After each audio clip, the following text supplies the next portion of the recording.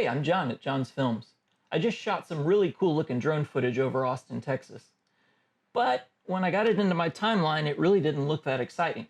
Moved slow, not one particular focal point, really just wasn't that much to look at. And part of what I really enjoy here is the editing of making a film, not necessarily the shooting. So I figured let's have some fun with the editing. Here's a few things that I've done to make it look a bit more interesting. And first thing you'll do in every project you fire up, you import footage. So I'm going to go to import, and here I'm going to select the footage that I've shot that I know I want to use.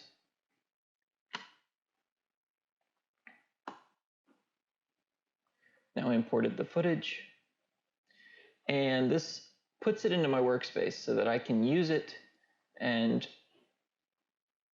cut it together into the manner that I want. Let's see here. So what I'm going to do is, up in my preview window here, I hit the space bar to start, and now that was a LL, and you're going to have your fingers primarily on J, K, and L. So your right hand, index, middle, and ring, J, K, and L. Because what you're doing, this was a double J tap there, which makes it go backwards. That was a double space bar with the thumb. I hit an I there. That gave me an in point. So it's pretty important you get this. You press I, it starts a take. Space bars again, stop and start. All right there where it started to tail off, I'm going to hit O. That's for an out point. And so out of this, I hopefully get one long zoom in shot that's stabilized and clean. So I'll pull that down and drop the media into my timeline. I'm going to go through and do this, continuing in that fashion. O, there we go. I'm going to drag that down here. So I'm going to run through the rest of the footage and I'll be right back. You can see some of this footage looks pretty cool already. But how can I make it have a really good impact? Well, I know that there's some music that I like that I grabbed off of YouTube. They have Free Creators Studio that has some music you can use that has no royalties against it. And if you go through there, you do find some half decent stuff. So let's see, I picked out some music here. And there's some fun beats to that. It really does sound good. So it would be neat if I were to switch perspectives on several of those downbeats. So what I'm going to do, I'm going to ignore the footage that I've pulled, and I'm going to use the M key. The M key here, M, puts a marker. You can see the marker right here. Puts a marker on my timeline, or sequence as Premiere calls it. So I'm going to start playing the music, and everywhere I hear a downbeat, I feel like I would like to drop the chord change. I'm going to hit an M. And those are just going to be guidelines for me. It doesn't mean I have to do anything at those. But as I shrink down my footage here, I'm going to get down to where I can actually see in my waveform what's going on. And if you need to, you can make the waveform bigger so you can see it. But it would be pretty darn cool if I had a lead in here and then this first drop beat changed to something that gave a new perspective. Ooh, that's the piece I'm looking for. When I was going through and cutting it, I remembered I had a zoom in piece. So it was kind of pulling you towards the sunset, and that would be a neat opening frame. So if I look at it, I've got a lot more footage here than I really need, but what I could do would be to change the speed at which it's played so that you get a real good warp effect as you zoom up into it, and then try and time it so that I can drop a beat and change right here with my marker on the drop. Okay, so to do that, you'll notice I right-clicked, click Show Clip Keyframes, Time Remapping, and Speed. And what this did was allow me to see the speed in a visual representation. Now I'm going to hit P for the pen tool, and I'm going to pick some breakpoints, and I'm going to pick one way up here at the front, and I'm going to pick one here in the back. And you'll see what these do in a second. I'm going to hit V on the keyboard, which reselects my arrow. I can also use this menu on the left here, but it's a lot faster if you can learn the keystrokes. And I'm just going to drag up the speed of the clip at this point in time. So all of a sudden you notice it shortened it up very quickly. And this is running at 200.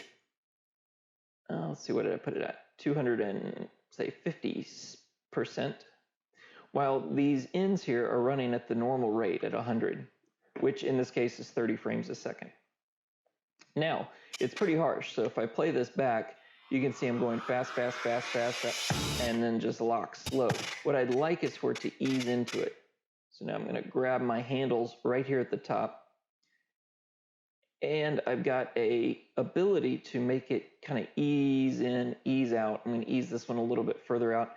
If you don't get the handles that I was just grabbing, you can click in the middle of this and it'll show you the handles to give you that smooth curve. And now, as I'm working it, it will ramp in slowly, and then I've even got it going slower on the out, so it's got a slower slow down. I'm going to slow it down to kind of set the drama or get it going right before this beat.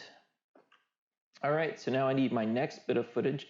Drag my scroll at the bottom. I can pull this back down. I know that I like that. And the next thing I showcase, probably the best sunset clip I've got. I can drag this back and drop it in my timeline right behind what I've got. And to look at it again, and we do get a drop as we hit into this footage, but it didn't quite give me everything I was looking for. So one more trick I'm going to do is to add an adjustment layer. The adjustment layer, think of it as transparent footage that provides a effect or a coloration to the footage that sits under it. So everything on this timeline that's stacked starts at the bottom and builds up. And when you can see, if you set the footage above as transparent, moderately transparent, you're able to see through it and see what's running on the bottom. So in this case, the adjustment layer is transparent, but it's neat because it's there for me to give effects to if I want to. And in this case, I want to make this pretty jarring. I want to give it a real pop because the music's dramatic and I feel like it could benefit from it. So now I'm going to use, on my effects tab, I'm going into video effects, and I'm going to choose something that transforms it or transitions it. And you can see there's a lot of different options, but I'm not looking for a slow pan across or slow. I'm looking for something that seriously puts some change into it. So I'm going to use what's called turbulent displacement. And that really gives you a good, and you can see it just rendered out in the graphics cards. You can see a wavy looking view. So now when I play this, I get a real kind of judder there. So now I'm going to go do that, pull some more clips in, and I'll come back if I see anything that looks interesting. All right, so that's 4 things that I've done to spice up this footage a bit. One last thing, a 5th item, would be to vary the footage. Find something else to put in there. So in this case, I've added some footage from the Austin skyline on a clear day. And now you can see some contrast and more visual interest to it. So you'll see it jump in, and here is the final footage.